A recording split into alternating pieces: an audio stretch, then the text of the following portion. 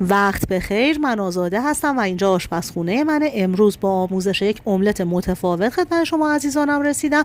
عزیزانم، این املت سسش یک مقدار متفاوت و بسیار خوشمزه است که از ترکیب پودر بادوم زمینی، پودر گردو، فلفل دلمه قرمز و فلفل پاپریکای قرمز و خود گوجه فرنگی که پوستگیری شده حاضر میشه.